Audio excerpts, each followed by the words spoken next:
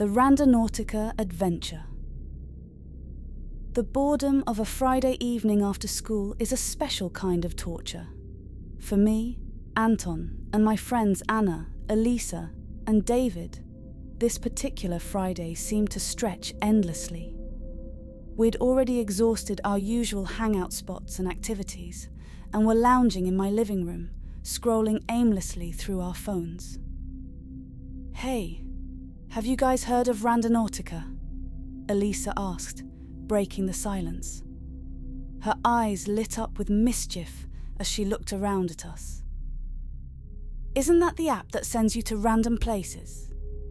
David replied, a spark of interest in his voice. "Yeah," Anna chimed in, "and people say it can lead you to creepy spots. I saw some YouTube videos about it, and some people found really freaky stuff." My curiosity piqued. I downloaded the app on my phone.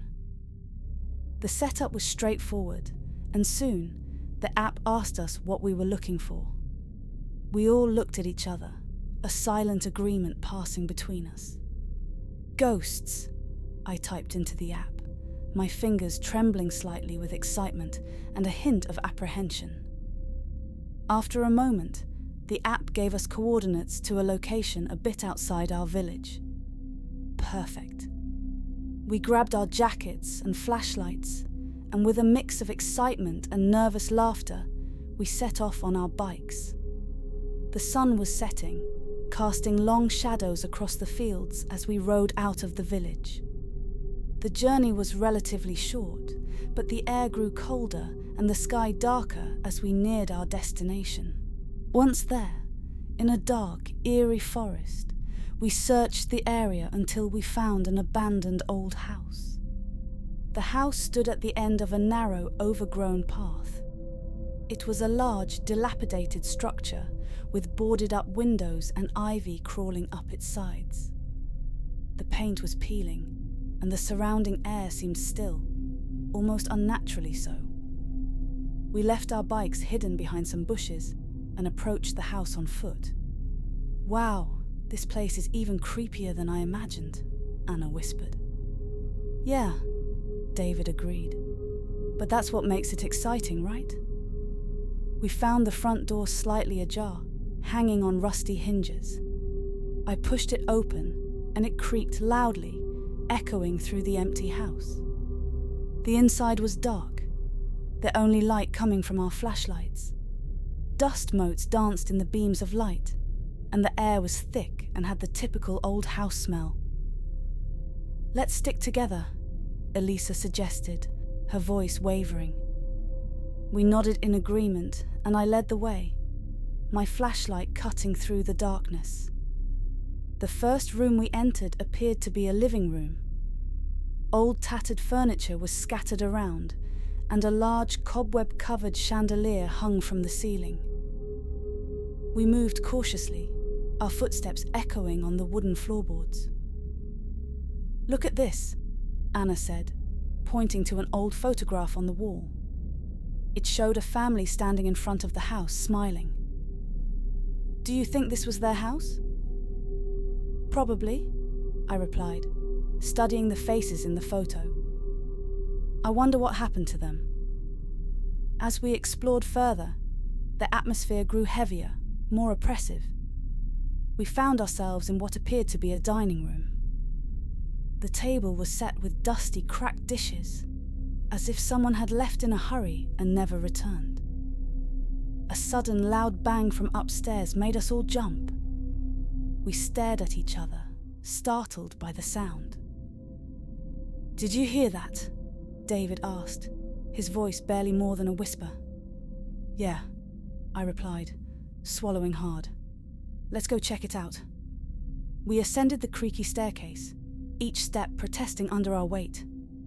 The upstairs hallway was even darker, and the air colder. As we reached the top, another bang echoed from one of the rooms to our left. "This is starting to feel like a bad idea," Elisa said, her voice trembling.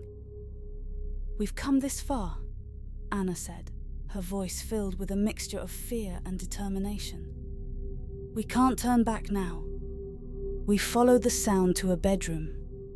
The door was slightly open, and as we pushed it wider, our flashlights revealed a chilling sight. The room was in disarray, with furniture overturned and items scattered across the floor. In the center of the room was a large mirror, cracked and dusty. Suddenly, the temperature dropped dramatically, and our breath became visible in the cold air.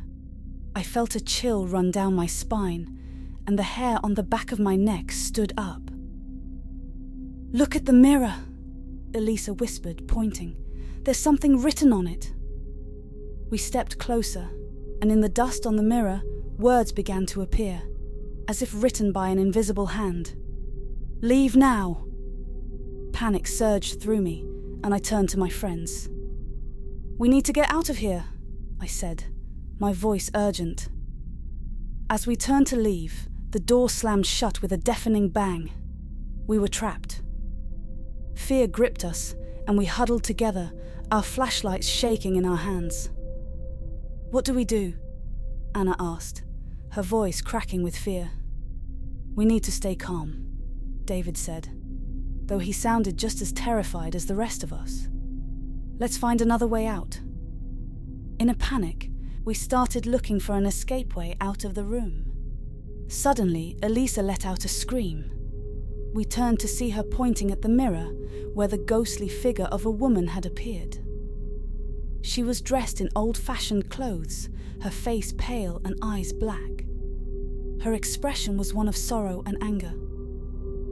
"Who are you?" I asked, my voice shaking. The ghost didn't respond with words. Instead, she raised her hand and pointed towards the door. It swung open, and we didn't need any more encouragement. We bolted from the room and down the stairs, not stopping until we were outside the house, gasping for breath. "Did that just happen?" David asked, his voice filled with disbelief. "Yeah," I replied, still trying to process what we had just experienced. "I think it did." We didn't waste any time. We grabbed our bikes and rode back to the village as fast as we could, not stopping until we reached the safety of my house. Once inside, we locked the doors and collapsed on the living room floor, still shaken. "What was that?" Elisa asked, her voice trembling. "Was that really a ghost?" "I don't know," I replied. "But whatever it was, it wanted us to leave." "Do you think it was the spirit of someone who lived there?" Anna asked, her eyes wide with fear. "Maybe," David said. "But I don't want to find out. Let's promise never to go back there." We all agreed, the fear still fresh in our minds. That night, none of us slept well, haunted by the memories of what we had seen.